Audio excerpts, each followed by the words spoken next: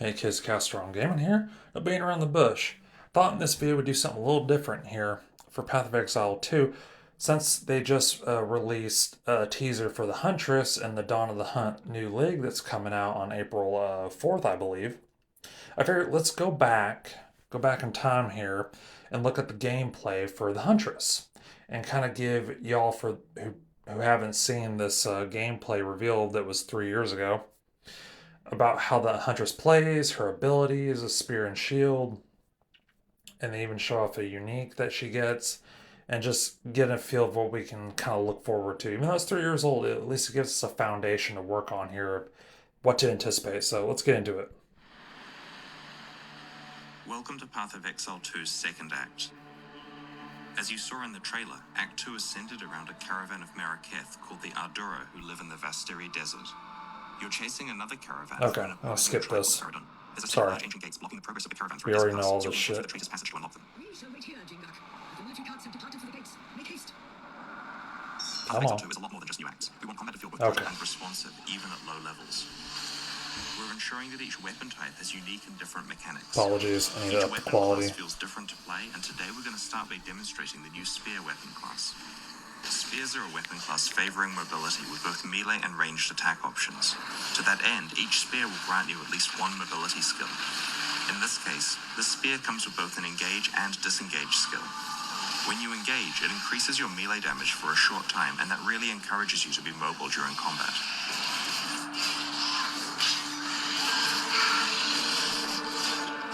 One of the skills we're using here is called Whirling Slash. When you use Whirling Slash, it creates a sandstorm that grows in size each time you use the skill. When you leave the sandstorm, it explodes, dealing damage to nearby monsters. A great way to do that is to use the Disengage skill, which makes you fly backwards and throw projectiles.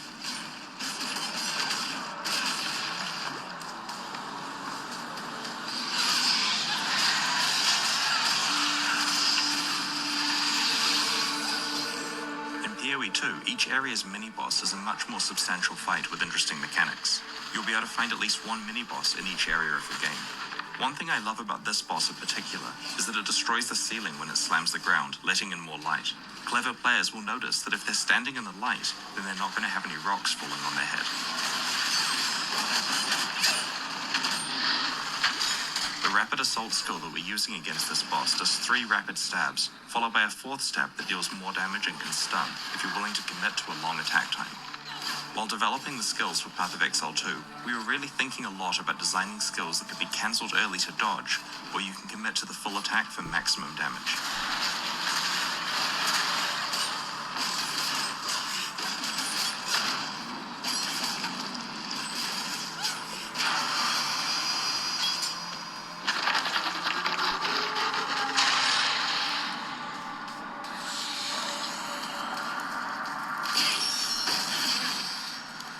Can't disrupt the rhythm of combat. One of the skills we're using here is called Spear Field, which creates an area of spears coming out of the ground that impale monsters who walk into them, causing them to bleed. As the monsters move towards you, they take damage, so using your mobility skills as a way to move away from them is a great strategy here. In Path of Exile 2, we've invested a lot in our animation system. I'm sure you're noticing the animations are looking a lot better than they did in PoE 1. But there's also a lot of subtle detail, like characters having different run animations depending on how fast they're moving. When we use a Quicksilver Flask here, you can see the character changes to a sprinting animation.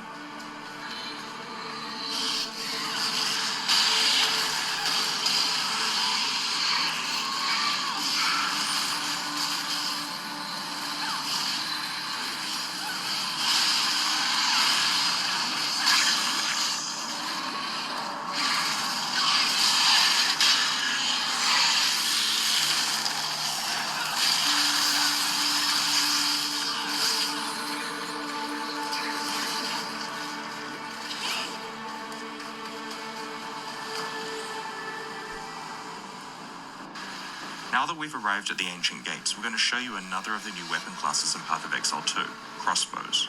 Crossbows are special and they Okay. grant attack skills. This is where we skip ahead because the next 9 minutes is nothing but crossbow gameplay and story, which is absolutely pointless to what we're getting at here. So it's right here. There we Storm go. Spear fires a lightning projectile which splits on contact.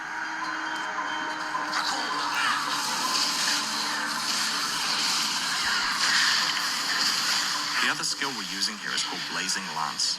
Blazing Lance creates a trail of fire from the ground, dealing damage over time. However, if you're willing to stand in place for long enough, you can throw a second spear that will fan the flames for much more damage.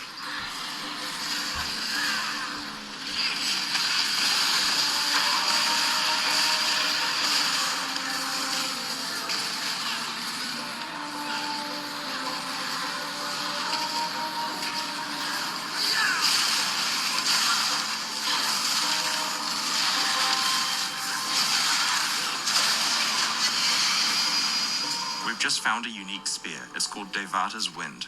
This spear has an extra modifier that synergizes really well with Storm Spear. When you disengage, you get 2 additional projectiles on your projectile skills.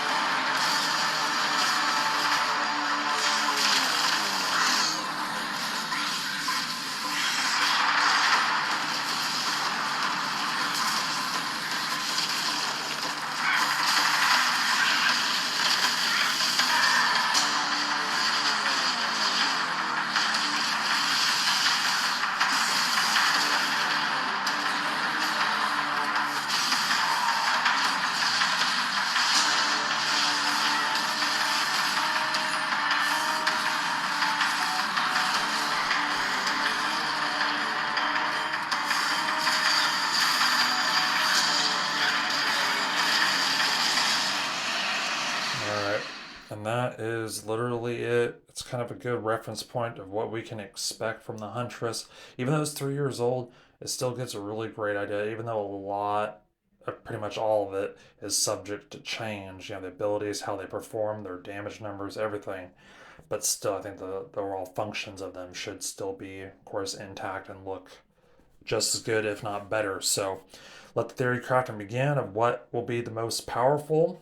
What do you think? What do you think will be the best? I think the lightning spear will be top notch, especially with Herald of Thunder if it doesn't get nerfed into the ground, and Herald of Ice too for the same reasons. But it's going to all be remain to be seen until we get our hands on it on April 4th. So that's all I got for you guys. Hope you enjoyed it, and catch you on the next video. Peace out, Cub Scouts.